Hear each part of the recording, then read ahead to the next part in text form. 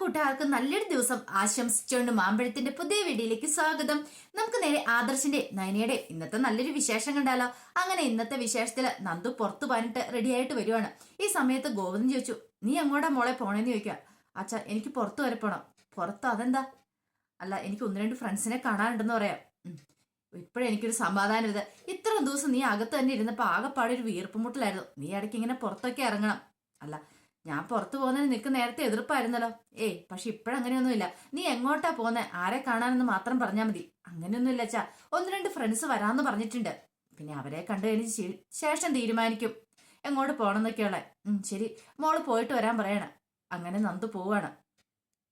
ഈ സമയത്ത് ആകെപ്പാടെ ടെൻഷൻ അടിച്ചിങ്ങനെ അനി നന്ദുവിന് വേണ്ടി വെയിറ്റ് ചെയ്ത് നിൽക്കുമായിരുന്നു. ഇതെന്താ ഇതുവരെയായിട്ട് അവള് വരാത്തെ? ഒന്ന് വിളിച്ചു നോക്കാന്നോർത്ത് നന്ദുവിനെ വിളിക്കുക. നന്ദു പറഞ്ഞു, അനി എന്തിനാ എപ്പോഴും ഇങ്ങനെ വിളിക്കണേ? ഞാൻ വരാന്ന് പറഞ്ഞല്ലോ.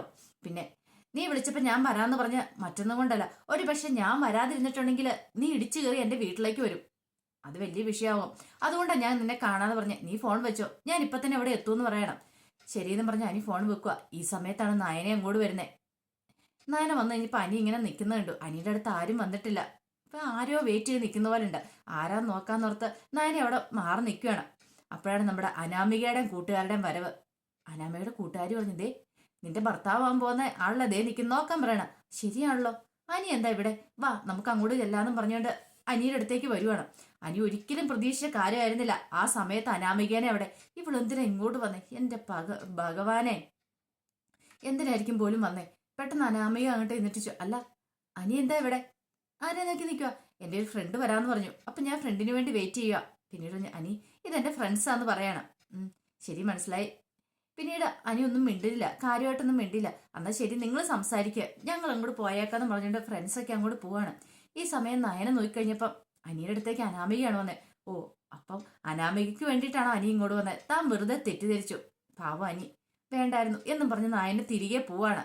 ഈ സമയം നന്ദു അങ്ങോട്ട് വന്നു. നന്ദു കണ്ടു അനി അനാമികയോട് സംസാരിച്ചുകൊണ്ട് നിൽക്കുന്നേ.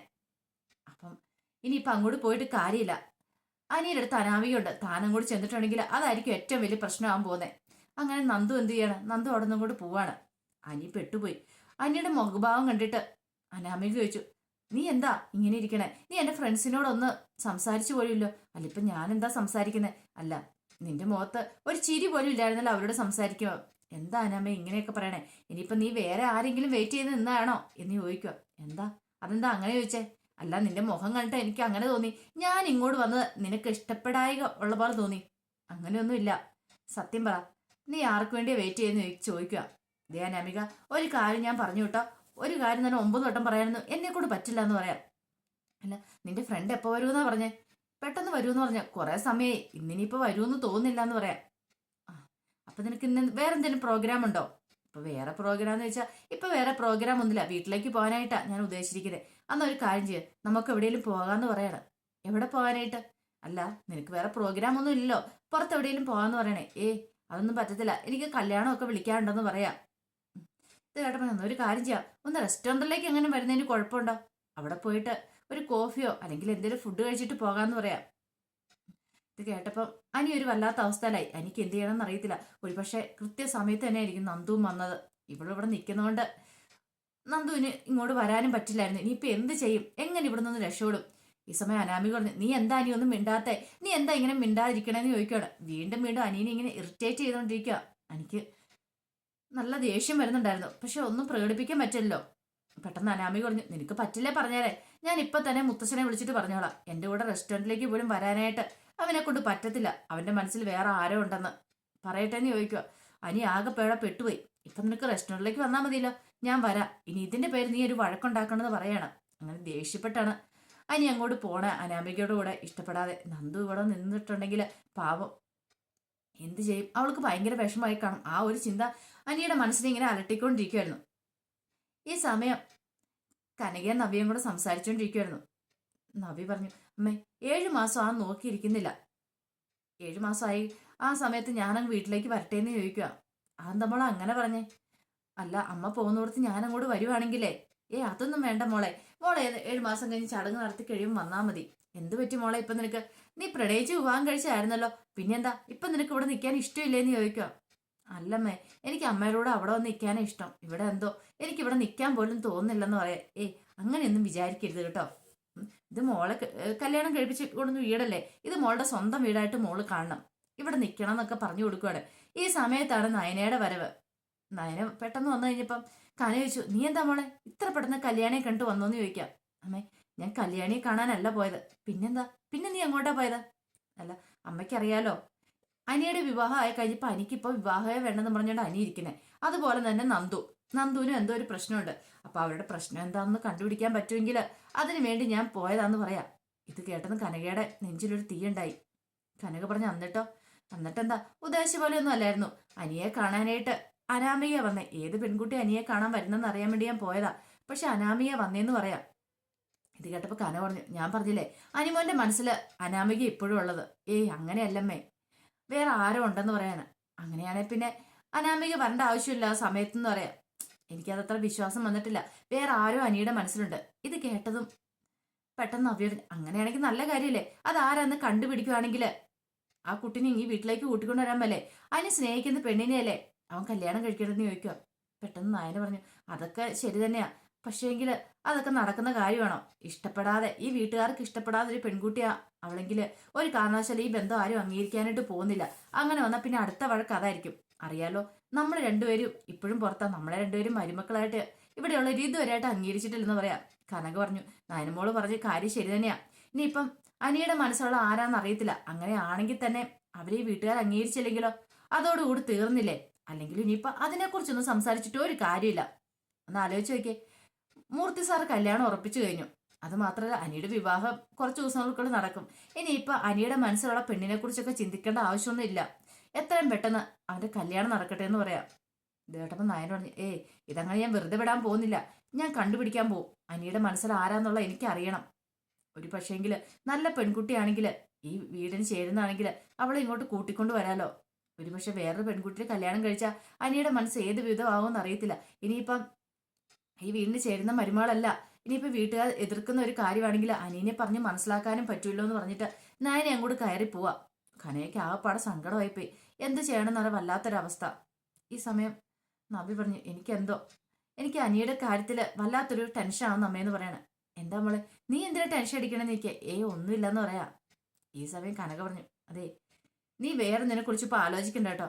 അതല്ലമ്മേ, ഇപ്പൊ ഞങ്ങൾ രണ്ട് മരുമക്കൾ ഇങ്ങോട്ട് കയറി വന്ന് ഞങ്ങളെ അംഗീകരിച്ചിട്ടില്ല. ഇനിയിപ്പൊ മൂന്നാമതൊരാളും കൂടെ കയറി വരുമ്പോ അവരുടെ കാര്യം എന്താവും തീരുമെന്ന് അറിയത്തില്ല എന്ന് പറയാം. കനക പറഞ്ഞു, വീടാകുമ്പോ പല പൊട്ടിത്തെറികളൊക്കെ ഉണ്ടാവും. എന്നാലും നമ്മൾ അതൊക്കെ പിടിച്ച് മുന്നോട്ട് പോവുക ചെയ്യണ്ടേ. അപ്പൊ അതുപോലെ തന്നെ നിങ്ങളുടെ കാര്യം കുറച്ചാൾ കഴിയുമ്പോ എല്ലാം ശരിയാവുന്നേ. അതോർത്ത് ഇനിയിപ്പം ടെൻഷൻ അടിച്ചിരിക്കണ്ടെന്ന് പറഞ്ഞ് നവ്യനെ ആശ്വസിപ്പിക്കുകയാണ്. ഈ സമയം നയന മുകളിലേക്ക് കയറി ചെല്ലുമ്പോ ദേവേന ഇവിടെ പത്രമൊക്കെ വായിച്ചുകൊണ്ടിരിക്കുന്നുണ്ടായിരുന്നു. നയനെ കണ്ടപ്പോ ചോദിച്ചു, നീ എങ്ങോട്ടാ പോയതാ? ഞാൻ പുറത്തു വരെ പോയതാമേ. പുറത്തു വരെ പോയതാണോ? ഞാൻ കരുതി നീ നിന്റെ വീട്ടിലേക്ക് പോയതായിരിക്കുമെന്ന്. അതെന്തമ്മ അങ്ങനെ പറഞ്ഞേ? അല്ല, നാളെ നീ ചോദിക്കാതെ പറയാതെ അങ്ങ് പോയില്ലേ, അപ്പൊ അതുപോലെ ഒരു പോക്ക് പോയെന്ന് ഓർത്ത് ഞാൻ അങ്ങോട്ട് സന്തോഷിച്ചിരിക്കുവായിരുന്നു പറയണം. അങ്ങനെയല്ലേ ദേവേനയ്ക്ക് പറയാൻ പറ്റുള്ളൂ. അമ്മയ്ക്ക് അത്രയ്ക്ക് മാത്രം സന്തോഷമായോ ഞാൻ പോയത്? അതെ. അന്ന ഒരു കാര്യം ചെയ്യ, ഞാൻ ഇങ്ങനെ ഇടയ്ക്കിടയ്ക്ക് അങ്ങോട്ട് പൊക്കോളാന്ന് പറയാണ്. അങ്ങനെ ഇടയ്ക്കിടയ്ക്ക് പോയിട്ട് കാര്യമില്ല. നീ പോവുകയാണെങ്കിൽ അവിടെ സ്ഥിരമായിട്ട് പോയി നിൽക്കണമെന്ന് പറയാം. അങ്ങനെയാണോ? അന്നൊരു കാര്യം ചെയ്യാം, ആദർശാനോട് പറഞ്ഞേരെ. ആദർശാണ് എന്നെ ഇങ്ങോട്ട് കൂട്ടിക്കൊണ്ട് വന്നേ. എന്നെ വീട്ടിൽ തന്നെ കൂട്ടി വിട്ടേക്കാൻ ആദർശോണ്ട് പറ എന്ന് പറയണം. അപ്പൊ ഇനി ആദർശ് കൊണ്ടേ വരണം നിന്നെയല്ലേ? അതിന്റെ ആവശ്യമൊന്നുമില്ല. ഇനിയിപ്പൊ ഇതെങ്ങാനും പറഞ്ഞിട്ട് വേണം നിന്റെ മുത്തശ്ശിയും കൂടെ ഇവിടെ കിടന്ന് കോലാഹലം ഉണ്ടാക്കാനായിട്ട്. അവൻ നിന്നെ കൂട്ടിക്കൊണ്ട് വന്നതുപോലും അവർക്ക് വേണ്ടാന്ന് പറയാം. അതൊക്കെ എനിക്ക് മനസ്സിലാവുന്നുണ്ട്.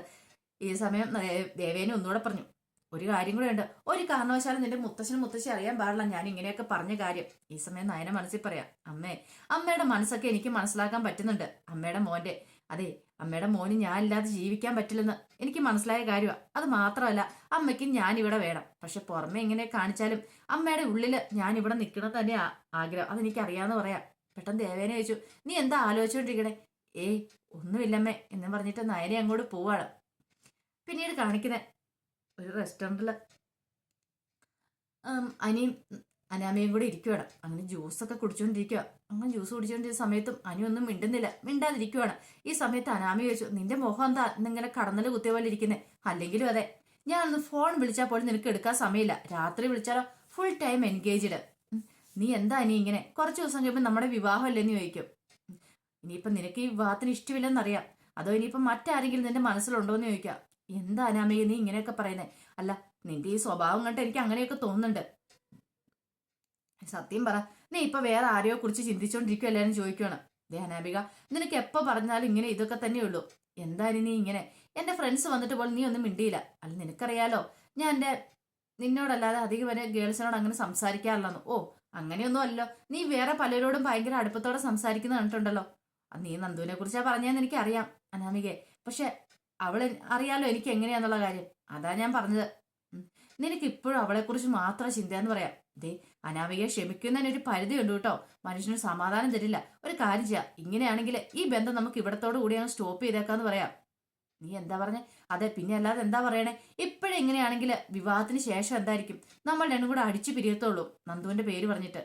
അവളിപ്പോ ഒരു ശല്യം ചെയ്യാൻ ഇങ്ങോട്ട് വന്നിട്ടില്ലോ, പിന്നെ നീ എന്തിനാ അവളുടെ പേര് എപ്പോഴും എപ്പോഴും എടുത്തിരുന്നേ? ഇത് കേട്ടോ അനാമികയ്ക്ക് ഒരു ദേഷ്യവും സങ്കടം വന്നു. അങ്ങനെയാണെ കുഴപ്പമില്ല, പക്ഷെ ഒരു കാര്യം പറഞ്ഞേക്കാം, ഇന്നർക്ക് എന്തോ ഒരു മാറ്റമുണ്ട്. നീ എന്നെ മൈൻഡ് പോലും ചെയ്യുന്നില്ല. ഈ സമയത്താണ് കല്യാണത്തിന് മുമ്പുള്ള ആ കുറച്ച് നാളുകള്, വിവാഹമൊക്കെ ഉറപ്പിച്ചതിന് ശേഷം എല്ലാവർക്കും നല്ല നല്ല ഓർമ്മകളൊക്കെ ഉണ്ടായിരിക്കും, ഫോൺ വിളിച്ചും അല്ലാതെയൊക്കെ ആയിട്ട്. പക്ഷെ എന്നെ സംബന്ധിച്ച് അങ്ങനെയൊന്നുമില്ല. നിന്നെ വിളിച്ചാൽ പോലും എൻഗേജ്ഡ്, എന്നോട് സംസാരിക്കാൻ പോലും നീ കൂട്ടാക്കുന്നില്ല. അതുകൊണ്ടാണ് ഞാൻ ചോദിച്ചേ. അനി പറഞ്ഞു, ഒരു കാര്യം ചെയ്യാം, ഞാൻ അങ്ങോട്ട് എഴുന്നേറ്റ് പോയേക്കോ, എനിക്ക് ഇച്ചിരി ധൃതി ഉണ്ടെന്ന് പറയണം. ഓ, ഞാനിതൊക്കെ പറഞ്ഞ് നിനക്ക് അങ്ങോട്ട് ഇഷ്ടപ്പെട്ടില്ല അല്ലേന്ന് ചോദിക്കണം. അതെ, ഇഷ്ടപ്പെട്ടില്ല. കാരണം എന്താണെന്നറിയോ? നിന്റെ അടുത്ത് എപ്പോ വന്നാലും നീ ഇങ്ങനെ ഈ ചൊറിയുന്ന വർത്താനം മാത്രമേ പറഞ്ഞുകൊണ്ടിരിക്കുള്ളൂ, മനുഷ്യരെ വെറുതെ മെനക്കെടുത്താനായിട്ട്. ഈ സമയം അനിയുടെ ഉള്ളില് നന്ദു അവിടെ വന്നിട്ട് പോയി കാണുമായിരിക്കും. പാവം നന്ദു ആ ടെൻഷനായി കാണും. അപ്പൊ നന്ദുവിനെ കുറിച്ച് മാത്രമാണ് ചിന്ത. അനാമിക മനസ്സിന്റെ ഒരു കോണി പോലും ഇല്ലായിരുന്നു. ഈ സമയം അനാമിക പറഞ്ഞു, ഓ അത്രയ്ക്ക് നിനക്ക് ഇതാണ്, നീ അങ്ങോട്ട് ചെല്ലെന്ന് പറയണം. ഈ സമയം അനി പറഞ്ഞു, ശരി ഞാൻ അങ്ങോട്ട് പോയേക്കുക. നീ ആ ഫ്രണ്ടിനെ കാണാൻ വേണ്ടി പോകുന്നതായിരിക്കും അല്ലേ എന്ന് ചോദിക്കുക. ഒരു കാര്യം ചെയ്യാൻ അനാമിക, നിനക്ക് സംശയം ഉണ്ടെങ്കിൽ നീ എന്റെ പുറകെ പോരെ. ഇനിയിപ്പം നന്ദു ആണോ വരുന്നതെന്ന് അറിയാൻ വേണ്ടിയിട്ടായിരിക്കും നീ വരുന്നേ. നീ വന്ന് കണ്ട് കൺഫേം ചെയ്തിട്ട് തിരിച്ചു പോന്നാൽ മതി. പറഞ്ഞു കേട്ടല്ലോ എന്ന് പറയാണ്. അനാമിക പറഞ്ഞു, ഓ എനിക്ക് അതിന്റെ ആവശ്യമൊന്നുമില്ല, ഞാൻ ആരുടെ പുറകെ ഒന്നും വരാൻ പോകുന്നില്ല, നീ നിന്റെ ഇഷ്ടം പോലെ ചെയ്യാൻ പറയാണ്. അങ്ങനെ പേറ്റർ ഒന്ന് ബില്ല് കൊടുത്തേപ്പോൾ ഞാൻ പേ ചെയ്തോളാം, നീ പൊക്കോളാൻ പറയാണ്. ഇനിയിപ്പോൾ നിന്റെ ഇവിടെ ഇരുത്തിയിട്ട് പോയതിന്റെ പേരിൽ നീ പ്രശ്നം ഉണ്ടാക്കുക അനാമികയെന്ന് ചോദിക്കുക. ഞാനൊരു പ്രശ്നത്തിലൊന്നും വരുന്നില്ല, നീ പൊക്കോളം പറയാ. അങ്ങനെ അനി അങ്ങോട്ട് എഴുന്നേറ്റ് പോവാ. ഈ സമയം അനാമിക മനസ്സിൽ വിചാരിച്ചു, ഇവനെ കാണാനായിട്ട് ആരാ വരുന്നത്, ഏത് ഫ്രണ്ടാ വരുന്നത് കണ്ടുപിടിച്ചിട്ട് എന്നെ കാര്യം എന്നോർത്ത് അനാമിക ഇരിക്കുക. അങ്ങനെ അനി ചെല്ലുവാണ്. പിന്നീട് കാണിക്കുന്ന അനിയും നന്ദുവും കൂടെ സംസാരിച്ചുകൊണ്ടിരിക്കുന്നതാണ്. അനിയെ കണ്ടിട്ട് നന്ദു വീണ്ടും വരുവാണ്. അപ്പൊ നന്ദുവിനെ വീണ്ടും അനി വിളിച്ചു വരുത്തുവാണ്. അങ്ങനെ കണ്ടിപ്പോ നന്ദു ചോദിച്ചു, എന്തിനാ അനി നീ വീണ്ടും എന്നെ കാണണമെന്ന് പറഞ്ഞ എന്തിനാന്ന് ചോദിക്കുക. നീ ഒരു കാര്യം എന്നോട് പറഞ്ഞില്ല, നിന്റെ മനസ്സിലുള്ള കാര്യങ്ങൾ എന്നോട് ഇതിലായിട്ടും തുറന്നു പറഞ്ഞിട്ടില്ല. ഞാൻ എന്ത് തുറന്നു പറയാനാ? നിന്റെ വിവാഹം അല്ലേന്ന് ചോദിക്കും. അതെ, വിവാഹമൊക്കെ തന്നെയാ, പക്ഷെ നിനക്ക് ഇഷ്ടമാണോ അല്ലയോ എന്റെ മുഖത്ത് നോക്കിയൊന്ന് പറഞ്ഞാൽ മതി. അങ്ങനെ പറഞ്ഞിട്ട് എന്ത് ചെയ്യാനാ? അത് ഈ അവസാന നിമിഷത്തില് അത് പറയുവാണെങ്കിൽ എനിക്ക് എന്തെങ്കിലും ചെയ്യാൻ പറ്റിയെങ്കിലോ? അതെ, അതൊന്നും നടക്കാൻ പോകുന്ന കാര്യമല്ല അനി. നിന്നെ ഇഷ്ടപ്പെടാത്ത ആരാ ഉള്ളത്? നിന്നെ എല്ലാവർക്കും ഇഷ്ടം തന്നെയാ.